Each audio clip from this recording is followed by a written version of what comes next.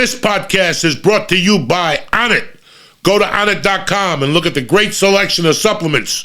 If you find something you like, press in code Joey and get 10% off delivered right to your house. What's happening, you bad motherfuckers? It's Tuesday, the 3rd of January. The Joint wants to introduce Mint Mobile. Listen, why are you still paying insane amounts of money every month for your phone bill? Why? Right now, when you switch to Mint Mobile, you'll get an unlimited plan for 50% off. Uncle Joey making savings, and if you order from home and save with phone plans starting at $15 a month. Hurry, because this deal ends January 15th. Buy any 3-month plan and get 3 more months free, even on their unlimited plan. All Mint Mobile plans come with unlimited talk, text, high-speed data delivered on the nation's largest 5G network. Love your current phone? No problem. Use your own phone with Mint Mobile plan and switch easily in minutes with eSIM. Buy any 3-month Mint Mobile plan and get 3 more months free by going to mintmobile.com/Joey. Again, that's mintmobile.com/Joey. I'm going to cut your wireless bill to $15 a month with mintmobile.com/Joey. Offer ends January 15th, so get on it. The Joint is also brought to you by Freeze Pipe. Listen, I had a good time this holiday season with Freeze Pipe. They sent me the 2023 version. Holy shit. Set the motherfucking herb man free. It's time to invest in yourself and get the best tools for the job. Freeze Pipe is here to make sure you got the best tools to get you high all the way to 2028. That's how we're rolling. Just freeze it, pack it, and rip that motherfucker. The smoke passes through the frozen part, cooling down the smoke as you inhale. Like I said, I had a fucking jingle ball of a time with Freeze Pipe. It didn't snow, but it snowed in my lungs with Freeze Pipe. It cools down the smoke by hundreds of degrees. Now the Freeze Pipe is even better because they've updated their bung, so you have 6 independent freezing coils for even better airflow and much easier cleaning experience. Your Uncle Joey's taking care of you on this one. You know, when it comes to reefer, I do only the fucking goods. FreezePipe.com. Whether it's the bubbler, the bong, the fucking... Listen, get yourself a new bong, pipe, or bubbler. You're not going to be fucking sad, and Uncle Joey's going to take care of you. I'm going to give you 10% off your first order, and that's the THE, FreezePipe.com, cocksuckers. The Joint is also brought to you by... That's it. You motherfuckers. Let's kick this motherfucker off on a Tuesday morning.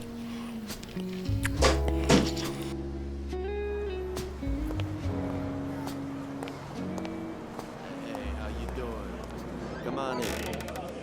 Yeah, Joey's in the back. Check 1, 2. Welcome to Uncle Joey's Joint.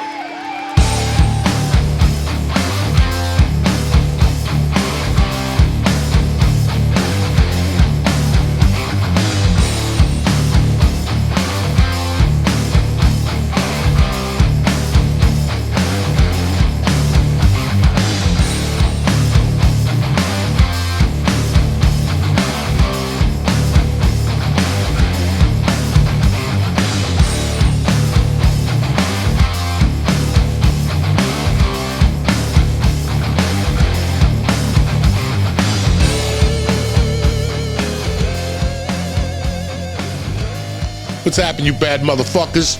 2023 is upon us. Yayo free in 2023. You know what I'm saying? Stress free in 2023. It was a great little break. I missed you motherfuckers with all my heart, but I also needed to take a break with the family. It's the holiday season. I didn't want to focus on this shit and what the fuck is going on in the world, so Christmas was great. I went over to the tree, you know, did all simple shit like that. Went into New York City, saw a rat. That's always great on fucking Christmas. That means you're gonna get a great fucking Christmas. On the 9th day of Christmas, I saw a fucking rat. Went over, saw the tree. That was great with the girls. Went over with some friends at Econa's. And then Christmas Eve, it was a quiet Christmas, guys. We went across the street had some nice fucking Italian food, some lobster fra diablo. She made the best stuffed fucking clams I've ever had in my goddamn life. I was home by 11. The gifts were great. It was just a very quiet, break. I mean, you sit there, you're expecting all this shit to happen. Then New Year's came. And the week before New Year's, I talked to 20,000 people. And I asked them all the same question. What the fuck are you doing for New Year's? Do you know out of all the people I spoke to, there was one couple, Trish Florentine, a lady who sold me the house, that was going out to dinner at 6 o'clock. And I spoke to her husband yesterday at the game Sunday, and he was telling me they were home by 7:30 and in bed by 9. This had to be the lamest fucking New Year. I mean, listen, guys, I'm a lame dude. It's not like I'm going to go out and jump up and down and eat Quaaludes. Those days are long fucking gone. But at the same time, I wanted to, I stayed up past 1. I watched the Honeymoon Marathon till 6 a.m. I fucking smoked dope. I ate those silly mushrooms. I was fucked up. And I ate some different edibles on New Year's Eve that I only ate 150 milligrams. They're the sweet treats from fucking Stoner Club, the Grape Ape. They're $500 for the bag, but it's 50 milligrams each. And the honeymooners were coming on. I got back from New Year's. I didn't do much. I went to my buddies. They made a fucking tremendous lasagna. We watched a movie called Sea of Love with Al Pacino and John Goodman. Fucking Ellen Barkman. Fucking tremendous. I seen it already. And then I just watched the fucking Georgia game, and they came back, but I didn't cover. What the fuck? I was given 5. I should have bet the money line. And we were home by 12:15. I came home. Me and my wife stood up for like an hour talking shit. And I watched the Honeymoon Marathon. Fucking tremendous. I found myself crying 3 times throughout the night. Every time I watch the Honeymooners, I'm not watching the Honeymooners. I'm revisiting my past. It's like, it's the weirdest fucking thing.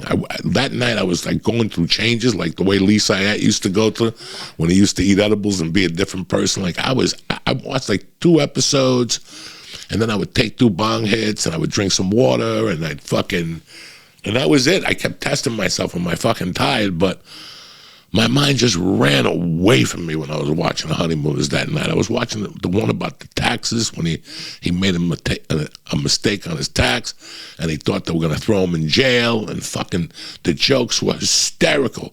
He went to throw Norton out, and he goes, I'm throwing you out, and Norton's like, I'm not scared of you. Norton's like, fuck it. Ralph says to him, Norton, I'm counting to 3. He goes, if you could count, they wouldn't be investigating you for your taxes. Fucking hysterical. I just died. And I laughed so hard, I just started crying. And I'm not crying because it's that funny. I've seen these and heard these jokes 50,000 fucking times. What shocks me about when I watch the Honeymooners, there's certain handful of shows, like when I was a kid, I watch them and I think about, I used to watch this show when my mother was alive. And it just fucking killed. That thought right there, the thought of that 50 years later, I still find this show funny. Like, fucking funny as shit. And the other thing that makes me cry is you motherfuckers could come up with all your stupid fucking shows and all your stupid fucking comedies and all your bullshit with your 20 writers. When you watch The Honeymooners, you watch real comedy writing.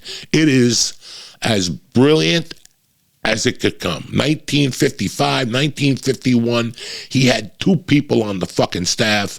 And I got to tell you something, the writing is just superb. I also watched the $99,000 Question. All right, that is one of the greatest written episodes that I have ever watched on television. Ralph has to fucking go on a game show to name songs. And he has to name the you get to the $99,000 question. You have to go to like the $9 question, then the $16 question, then the $100 question. And you just keep going up. It's like Jeopardy, same thing. But it was about music. He picks music. He was really nervous when he went to the show the first time, and then he had to come back. The time ran out, and he had to come back, and I gave him time to practice and shit. And the whole time, Norton was his piano player. And he was going through all these songs. The neighbors were running songs at him and shit.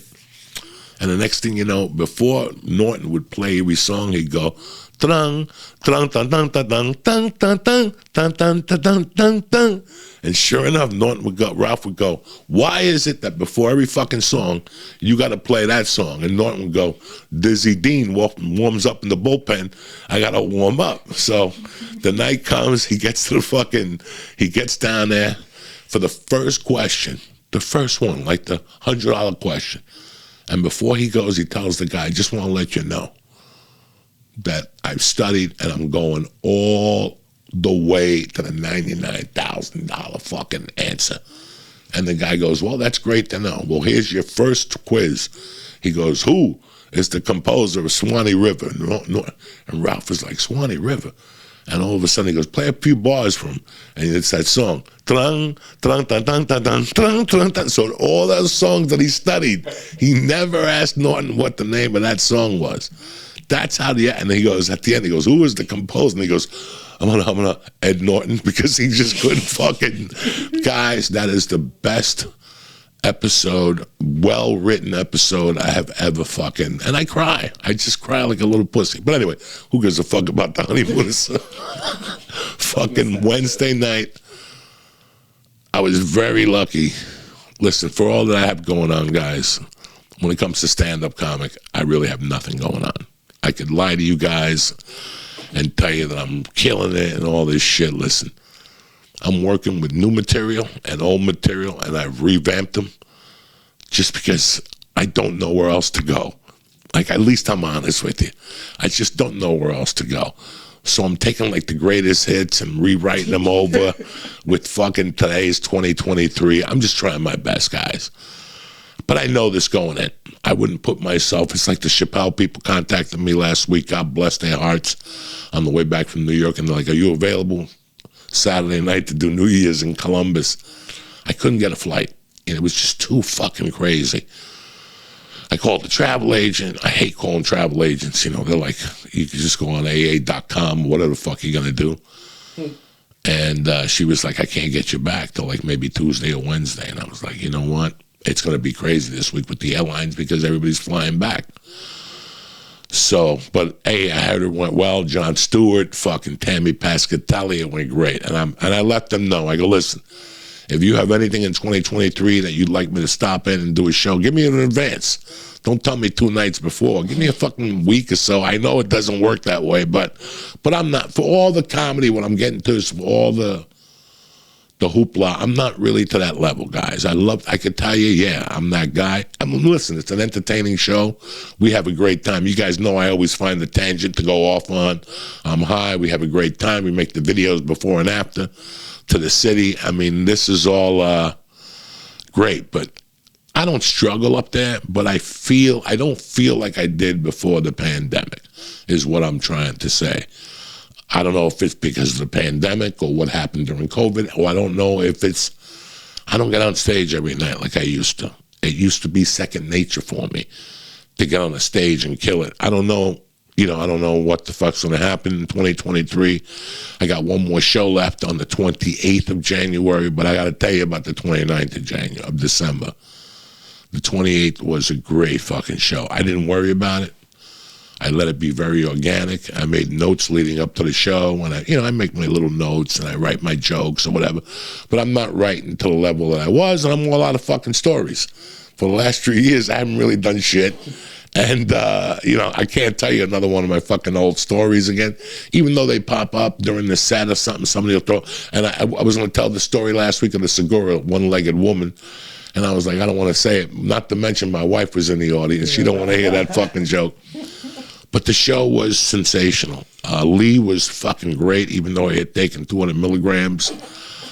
Tara was fucking tremendous.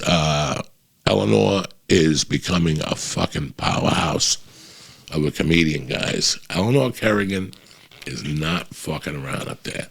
She took that Philadelphia work ethic and that Philadelphia blue collar, and she's learned how to transform it on stage, and it is phenomenal, guys. All the women that went, I had 16 girls there. 16 women came with my wife that night. Total, it was 16. I'm sorry. My wife had the best birthday of her life. And I was so happy that I was a part of it. For the last 22 years, guys, I'm a dud. I hate my birthday. You know what I'm saying? Like, you know, when your birthday comes, you're like, what am I going to do? I'm one of those idiots. And every year, it's the same shit. I take her out to dinner, and I give her some fucking piece of stupid fucking jewelry that she wears twice a year, and we come home. That's her birthday. And my birthday is even worse. I mean, we don't do dick, you know, so this year, her birthday fell on the night of that show, and these girls went all out. I mean, they rented a limo. They went to dinner at Carmine's in the city. They walked to the show. They got fucking hammered. Some of them were smoking in the back, eating edibles, jumping up and down. It was great to see my wife having a great time, and the pressure was off me. I didn't even give my wife a present. I think I gave her a fucking card. That's it. Because the pressure was off me. That's the hardest thing in the world, when you have to buy something for somebody on the 24th of December, and then you got to turn right back around the 28th for their birthday. That sucks, guys. You don't know how hard you try. You can't. It's not like a secondary gift. Like, I usually buy my wife like a couple nice gifts and then a couple small ones, right? And you put them in your stocking, a notebook, whatever. And then, you know, but for Christmas and birthday, you can't give them secondary type gifts. I can't throw her a pair of underwear. I got to throw her some main shit. So it's rough, but this year, the show was great. I mean, the energy in the room, Catherine Narducci was there. Tara came. One of my dear friends was there I grew up with. And all of them said the same thing to me days later. They were like, we've been to a lot of shows, but that show was primarily really fucking special. The audience was all in. My wife was crying. Some of the women were crying on the side when I got on stage because of the love in the room. I mean, I was watching Lee, and I couldn't believe the love he was getting, and Tara, and, you know. And it was just people having a great time. And that's what a comedy show's supposed to be, guys. You know, you could add the lights and the DJs, and you could jump up and down. But if the material and the love aren't there, you got nothing in that room. I've been into great places to perform, and I think people are just so excited to be there, they forget about what they're there for. So when you're a part of something like that, yeah, listen, I've been doing comedy for 30, and if I had a name and hundreds of shows, I've been involved in like 1,000 shows like that, where it's not about the comedy. People are just so fucking energetic to be out, you know. Best week of the year, I always tell people, is the week after Christmas. And I'll tell you that the business side of it, the money side of it is great. People want to go out. People are dying to give you money to make them laugh when you're a comic. It's surreal what happens on the 26th, 27th, 28th, and 29th of the month. And then, of course, you got New Year's. You got what some people call amateur hour. Listen, to each his own, you know. But comedy, entertainment, fucking the 26th, people can't wait to get the fuck out. I don't know what it is. You see the difference in the attitude. It's like the night before Thanksgiving. I love performing on that night. I used to perform in Irvine every year. I got to tell you something, guys. I used to sell it out. I used to make good money on that night, 2 shows. But the shows were so goddamn bad. The shows were so goddamn bad. Looking back at them, listen, man, Irvine used to be 45 minutes from Studio City. And on that day, on Thanksgiving Day, it takes you 2.5 hours. You don't know how many times Lee and I were stuck in bumper-to-bumper traffic headed to Irvine. I did Thanksgiving maybe 6 or 7 years in a row. And I got to be honest with you, looking back at them, I hated every one of those fucking shows. From the first year when I ate the fucking Umi burger and I got sick on New Year's, on Thanksgiving, the fucking, what's those Japanese burgers? There's a chain, like, and then they used to cook at the Improv. I ate one night, I don't know if, I think it was fucking bat beef or some shit, because I was sick, but that's not the situation here. The situation was that those shows used to suck. Irvine's like in the middle of the place. They come to see me to stare at me. They wouldn't laugh. Irvine's really weird. And I had great shows at Irvine. I'm just talking about the night before Thanksgiving. There was a couple clubs I couldn't fucking conquer if I wanted to in Orange County, just for particular reasons. It became a mental thing. Then I started rocking and rolling. I steamrolled past the mental thing. But Irvine, the night before Thanksgiving, I'd do it every year. And every year on the drive home, I would giggle on how it was just a show. It was just it felt like a non-committal show. Like they came to watch me, I performed, they left, and I left. There was nothing else there. So it was like, this sucks. So don't get me wrong. There's places that you go to that the energy's just off. The money's good, the food is good. They laughed. They laughed. It's not like you died. I'm not saying anything about that you died on stage or anything. They just the energy wasn't right in the room. That was completely opposite Wednesday night at the Sony Hall. I mean, so if you were there, you came out for a great show. There was a couple Patreon guys there. My man Rick was there. He came back there with his son. He gave me a couple fucking police cards. You know, when you get pulled over, you give it to them and shit. Great people. Great night. Great venue. This is my last one. I don't know if I'm going to continue to do it or when. I might have to take February off for the book, to do the audio book, or March. We're going into the new year this year. This year is a week of fucking phone calls because we didn't do shit last week. And even, like, I usually do this on Monday. Monday was a fucking dead day. Sunday, I was going to get behind no podcast mic for Monday. Monday, nobody was out there. Nobody was fucking out there Monday morning. I went to breakfast. There was nobody out there. There was no traffic. So it was like, even my daughter, it's hard to even, like, you look at kids, okay? My daughter doesn't drink. My daughter doesn't smoke pot. My daughter doesn't take ecstasy. You know what I'm saying? She doesn't do any of that shit. She's a 10-year-old little girl. You have to see her. You had to see her Monday and Sunday, New Year's Day. New Year's Day, she was gone. She had a sleepover New Year's night. The night before that, we went to a fucking party. You know, she played basketball Thursday or something. It was fucking like they went to some basketball facility because it's been 60 fucking degrees. For you people who don't know it, it's been 60 motherfucking degrees.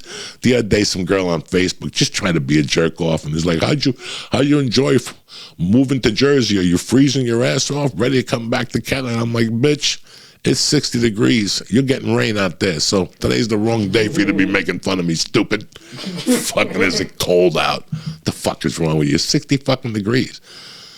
But looking at my daughter about 4 o'clock New Year's Day, I could tell she was damaged goods. She was damaged goods. I asked her what time she went to sleep New Year's Eve. They went to sleep about 1. They slept till about 9. So, but I could just tell from and not drinking. And not smoking, and not, we didn't go to New York City. We didn't do any of that crazy stuff in the car. It was such a concentration of people and kids and, fucking for 5 or 6 days, she just shot. I asked her, you want to go to school Monday? And she's like, not a million fucking years. She goes, I'll be ready by Tuesday, but Monday, not even fucking close. Just looking at them, just to let you know how taxing the holidays are on you. Like that fucking, it gets Christmas Day, you're like, whew, when does this tree go down? You're like, I got 6 more motherfucking days to look at this goddamn tree. And it's so weird because it's like you're 50% recovered after the 25th, like the 26th, you feel like half your body's back to normal, but you still feel like, okay, I got 1 more week of this New Year's to jump up and down. And then New Year's comes and you're like, woof, when that fucking ball drops, you were so fucking happy. You're like, thank God. And I tried watching that David, what's that called? Dick Clark thing. Oh my God, guys. No addition. What has happened to our society? And I didn't sit there like regular Americans and watch it and jump up and down. I was watching in between the Georgia game and just to see. But I flicked back one time and I heard this song by Duran Duran. I'm like, look at these guys singing Duran Duran songs. Who the fuck are these? And all of a sudden, the camera panned in, and I'm like, wait a second. That is Duran Duran. Simon Le Bon is not looking too good these days. I ain't looking too good either. But I wasn't looking good from the beginning. Look, when you're ugly in the beginning and you get older, you get uglier. But when you're good looking in the beginning, you get ugly. That's real fucking ugly. Because for me, I was ugly all along. But for Simon Le Bon, he was like a fucking heartthrob. He's out there singing Cocaine and White Lines and Hungry Like the Wolf. When that camera panned onto him and I saw that Le Bon had a bigger gut than I did, Not bueno, guys. And then they had the other guy that I recognized, but then they had a guy like with a green tuxedo and like a red hat on, like a fucking guy who was pale. He had no testosterone, no vitamin D in his body. This motherfucker looked worse than Mick Mars. I don't know why the fuck he was on there. They had a black chick with painted on fucking hair. They had people swapping spit. The music was god awful. And then they put Wiz Khalifa up there. I saw Wiz direct from LA. And I'm like, they didn't even let him smoke pot. They put a hat on him that said get high or something like that. Come on, guys. Come on, guy. But the check must be fucking outrageous for Wiz Khalifa. But the fucking shocker of the night was Shaggy. Let me ask you a question. NBC, ABC, whoever did this fucking New Year's Eve bash. I got no disrespect for Shaggy. That song is 80 fucking years old. It's so weird how they try to get YouTube people, right? Like YouTube kids and TikTok kids. And they did what they did. And then they mixed them in with like fucking a couple of modern acts. And then they mixed them in with like fucking real old acts like me, like Duran Duran and fucking Boyz II Men. Was it Boyz II Men? New Edition. Bobby Brown. I didn't see him in there. Nah, Bobby Brown is busy. Bobby Brown is in Boston making eggs. So fucking, yeah, like, it was just, and I'm not here to criticize none. Everybody has their own fucking taste. But that's not the Dick Clark show I grew up on. And when I saw fucking immigrants making out on TV, like people from other countries, did you see that? Like all these tan people swapping spit. I was like, oh, Dick Clark is fucking spinning in his grave. I saw the country fucking New Year's Eve thing, a couple segments of that, and that was way better than fucking Dick Clark's show. The rockin' one, and Miley Cyrus wasn't bad either until she started hugging people and fucking acting like, you know, she gives a fuck. Then I had to switch. Yeah, I can't deal with that shit. But all in all, if you stayed in, it was a good night. Like I said, I stayed in. I just wanted to fucking, I don't know. I was waiting to see if anything, like any kind of idea. I asked around. I couldn't see myself in a restaurant for New Year's with a DJ. That is just so fucking cheesy. I just did not want to bring the ball in during fucking New Year's. I don't drink on New Year's. So,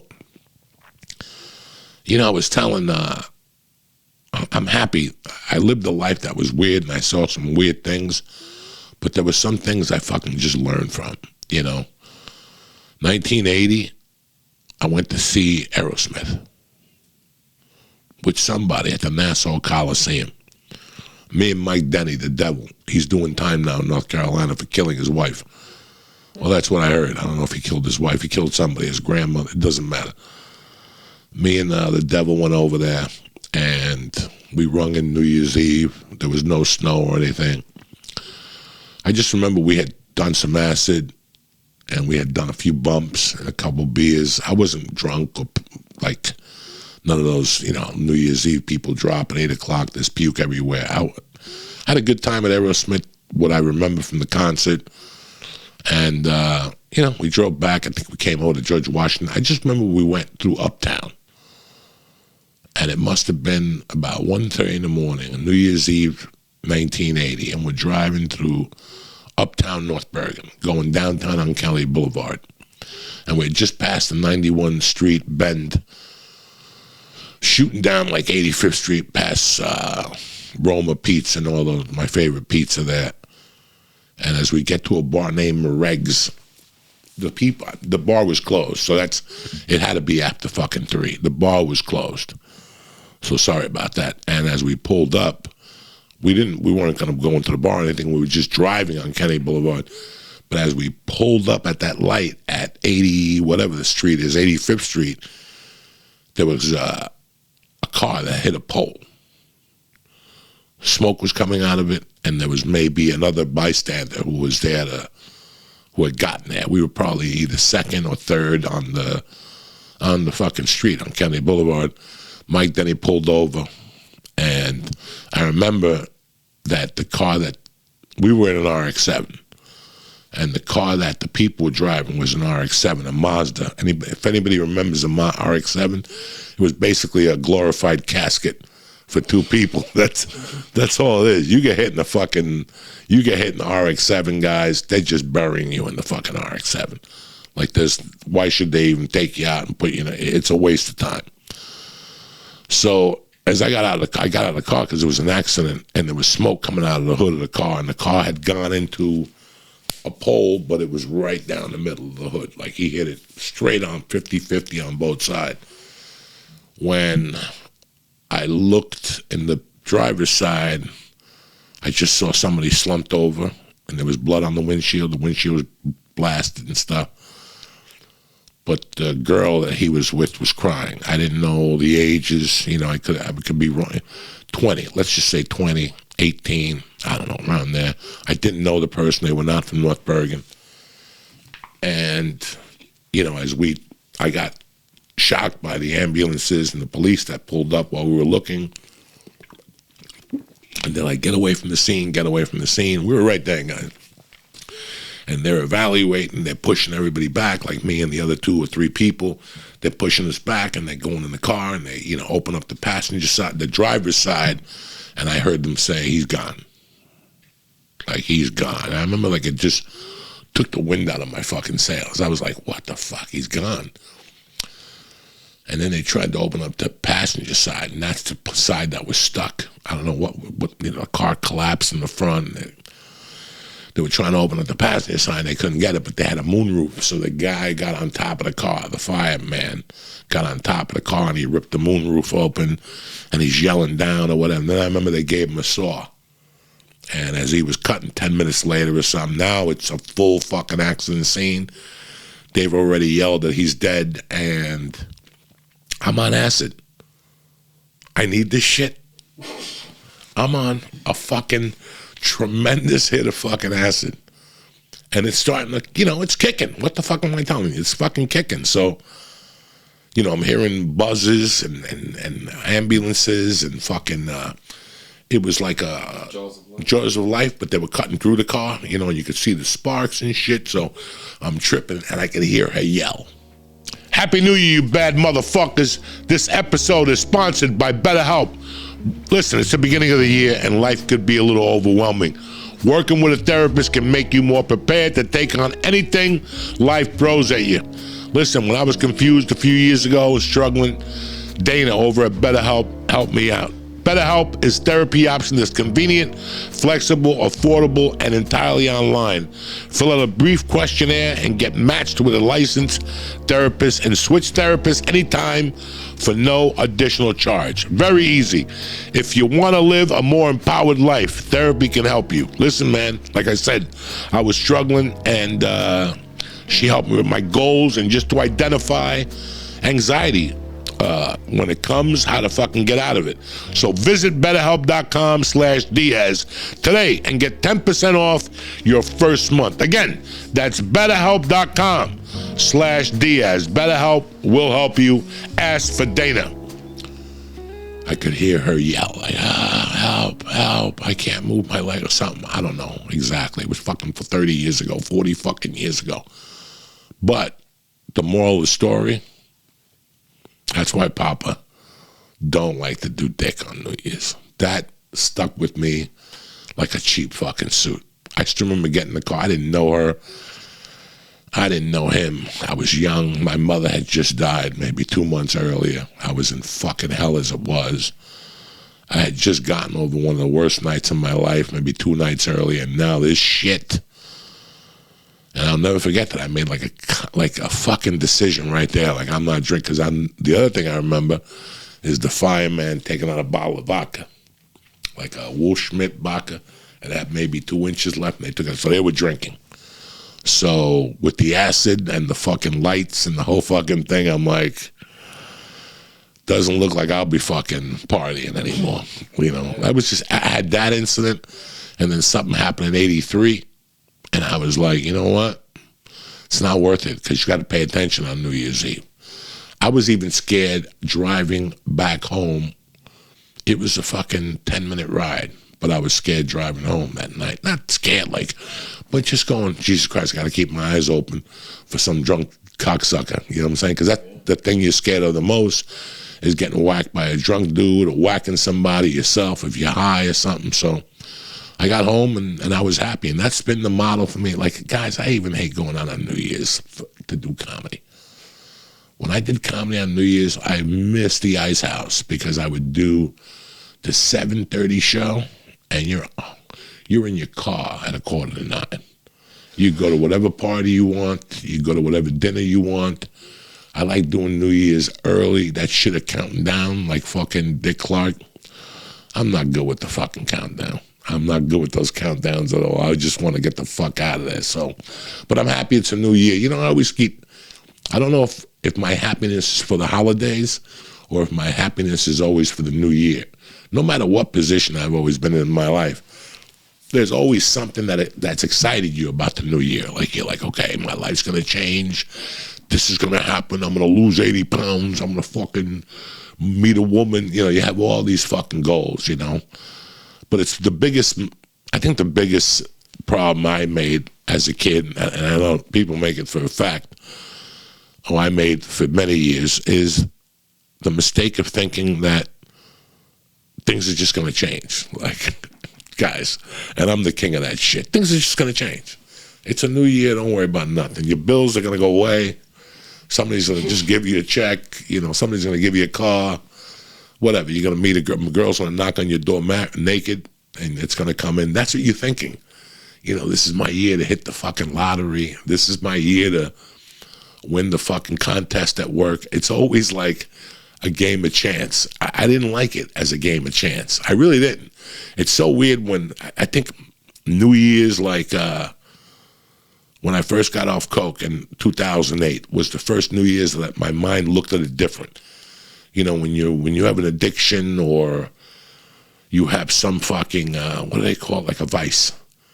You know, you always think that success is to get money to make that vice come in more. Like if you like hookers and, you know, you like fucking hookers, like this a kid on my Patreon that's like, I'm 8 days without fucking a hooker. You know, what the fuck are you talking about, guy? You know, what the fuck are you talking about? But it's, hey, listen, vices are vices. It could be Vicodin, it could be Xanax, it could be coke, weed, whatever. So, but we, like for me as a cokehead, I was like, this is the year I snort more coke than next year. You know, because I'm going to make more money than last year. You know, like, you just thought about all these stupid things. Like, it's going to be different. How is it going to be fucking different? How? Like, and when that hit me, like, I was like, yeah, New Year's is coming. Things are going to change. I'm going to have a different perspective and a different attitude. Just like that. Just like that. It's like when you get baptized. You ever see, like, when you get baptized, you think things are going to change that day? You ever see, like, adults getting baptized? They put them in the lake backwards, and they hit them in the head, and they pull them up, and they're like, you changed, you know. Or whatever, pray to gay, you know, like when they're going to pray the gay away, or, you know, all these things that we've grown to believe are going to happen just because, you know, the power of prayer and all this. The power of prayer is great. I'm not here doubting it. But you could just pray so fucking much before you got to do something. It's got to be action on your side. For years, we've waited on the universe to just change its course on us. We're going to hit a lottery ticket. I'm going to drive down the street and find a suitcase, and all my problems are going to be fucking gone. That's the Band-Aid that we've grown up thinking that really is fucking possible. And listen, I could be wrong. It could be. Today, it's Tuesday, you can fucking go into go get a Yoo-Hoo, and while you're there, maybe a buttered roll, and a fucking go, what the fuck, give me a picket ticket. And you hit the picket, and you won $3 billion. I hope I'm the first motherfucker you hit me up and say, go fuck yourself. I defeated the odds. I'm there with you. At least throw me an all-purpose loan. But what are the odds of that really fucking happening? It's not. So we have to up our game and change our game. Not much. Not much. People think you got to make all these fucking great changes, and I got to stay in every night. I got to eat Special K. I got to fucking, you know, no, it's not that extreme. It's like a diet. Like last Sunday night on 60 Minutes, they had a thing about diet drugs. These new synthetic Hollywood-type drugs for people who have like a little beer belly, but they're really meant for people who are Like me, people who are, whatever the fuck you call it, obese. You have obese syndrome, whatever the fuck it is. They want $1,200 for these fucking shots. You know, like $1,200 a month for these fucking shots. They ain't cheap, guys. And, you know, but it's so weird to see people want to lose weight. Because I was one of those people. I thought like, I'm going to get big and just, you know, stop drinking soda and I'm going to lose weight. And if you watch that show Sunday night, it's the shit that I've always known. Obesity has to do with genetics. You could eat carrot sticks every fucking day and still be overweight. A lot of it. And I know a lot of you guys are saying, John, what are you talking about? But my point is like I have a friend that's getting the surgery. And in their mind, everybody who gets a surgery or who goes on a diet thinks their life is going to change miraculously. Oh, it's going to change just like that. I'm going to meet the girl of my dreams once I lose the 800-pound, the fat ball on my neck. You know, like you're going to all of a sudden, and it's so weird, the expectations we have as Americans and as humans, but mostly as Americans, like this shit's just going to go away, you know. And even with me, like the last month, I've tried to lose weight and I've succeeded. I've dropped like 9 pounds, but it's been the roughest fucking 9 pounds I've ever lost in my life with the fucking holidays or whatever. But that's not the point here. The point is that you have to change your lifestyle. And that's whether it's a diet, you know. This year I want to make the podcast a little stronger. You know, I want to do something with a friend of mine. We're going to do more videos, you know, like more Instagram videos.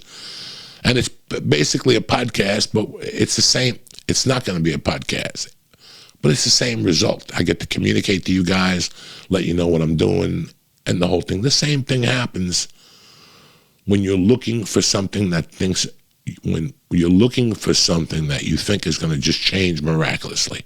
Like it's 2023. Everything's going to change. My problems are going to go away. No. They're probably going to go away, but you have to work at them a little bit. Just a little fucking bit. I love this time of the year. I fucking love it because it checks me.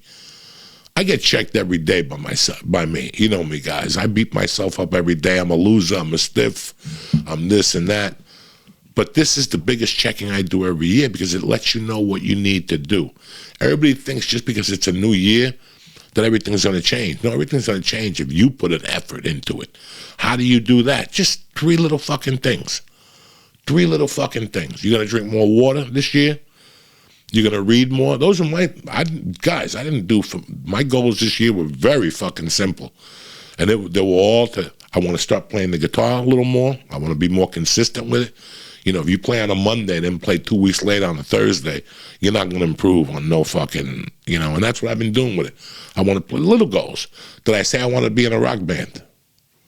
Did I say I wanted to do a concert? Did I say I wanted to hang out with the Foo Fighters and see what who's the new drummer? They're looking for one. I think it's going to be Taylor's son or the dude from Queen's son. I think. But it could be anybody.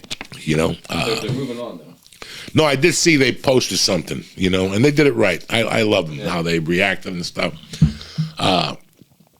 You know, this is what I've been thinking about this year for the last 3 weeks. This is why I took off last week. I didn't want to do anything. I didn't want to do a fucking thing. And every day I just made notes, just little notes on what are the little differences I wanted in 2023. Do I want to have a boat? None of that shit. You know, material things don't do dick for me. I want to be better. How do I get better?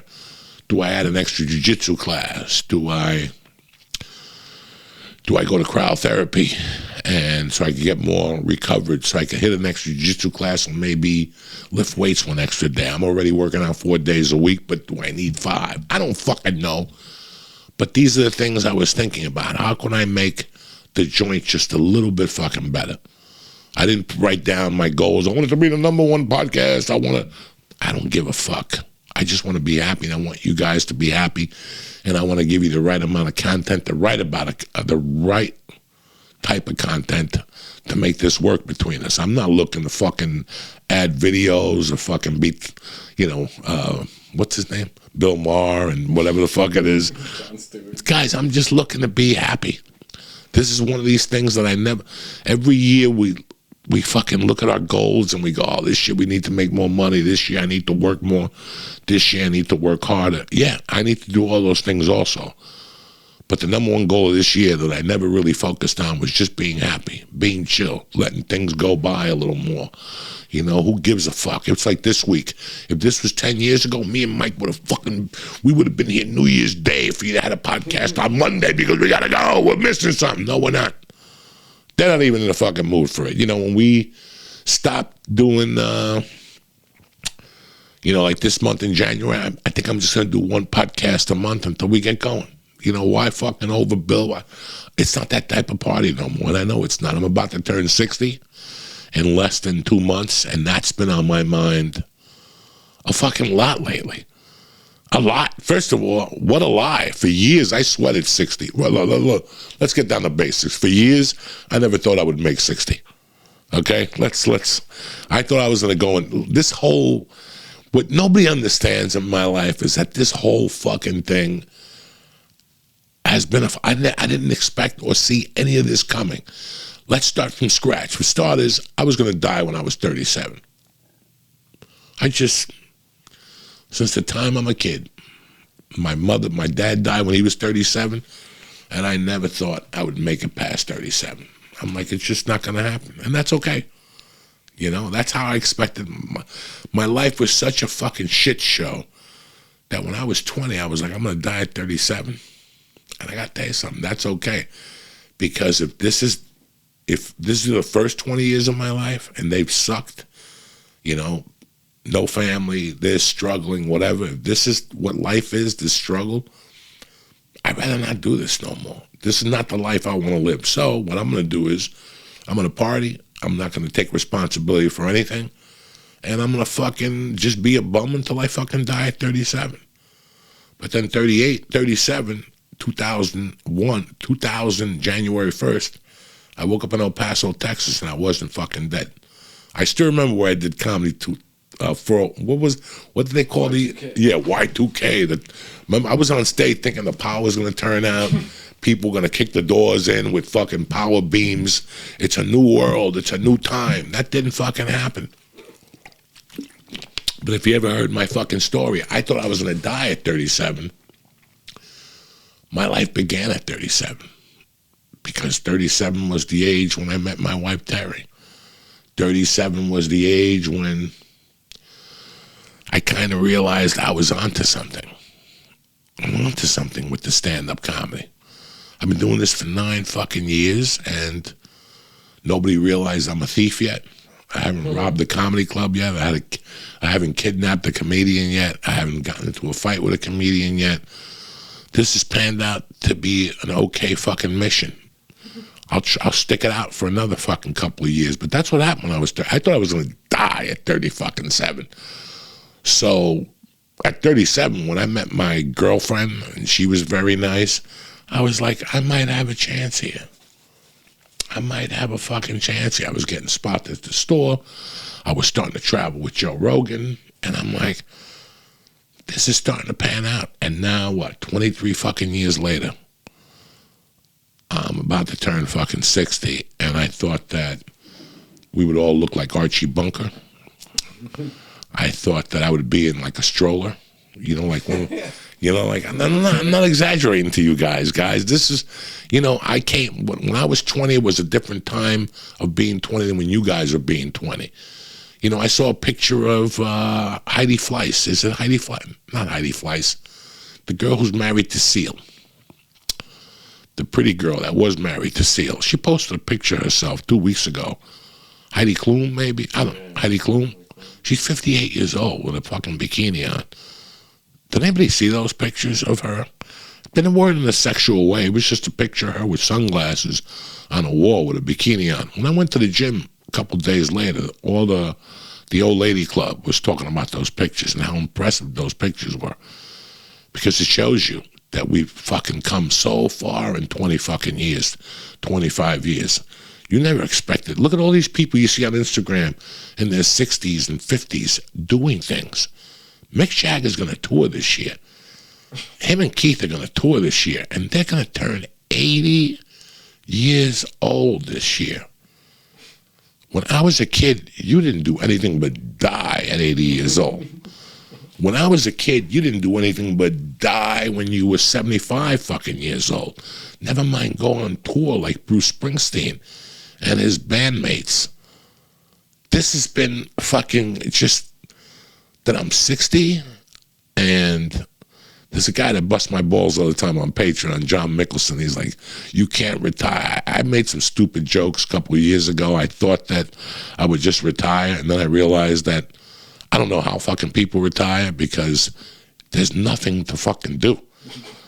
There's nothing to do. I went to lunch with a buddy of mine this year, maybe last year, and I'm like, when are you going to retire from UPS? And he's like, why would I? This guy is my age, and he works 7 days a week from November 25th to January 3rd. He doesn't take a day off. I asked him, he gets 6 weeks vacation a year, and he only takes 2 of them because his wife only takes 2 of them. He has something to do. He will not take a week vacation off by himself because he says it's that fucking boring. And when I thought about retiring, listen, guys, I was just talking shit. I thought that I could get like a part-time job at Costco and put stickers on people's orders like a regular old guy. That's never going to fucking happen. So that's what I was talking about. So it's not going to pan out. But now, thinking about it, I got to work till they put me in the casket. You got to work till they put you in the casket. Listen, I'm going to turn 60. I'm walking okay. I'm losing weight. I work out. I drink plenty of water. God knows I get plenty of fucking sleep lately. God knows I get plenty of fucking sleep. You know, this Whoop watch, I'm getting REM sleep now, which I never REM slept for fucking 20 fucking years when I was doing comedy, because you wake up in 3 hours. Your body's like, why? Why would I fucking even indulge in that shit when you're not going to wake up? So, you know, I do my physicals. I got to go for blood this week. I'm probably going to go Wednesday morning and give some blood. I got a heart doctor appointment on the 10th.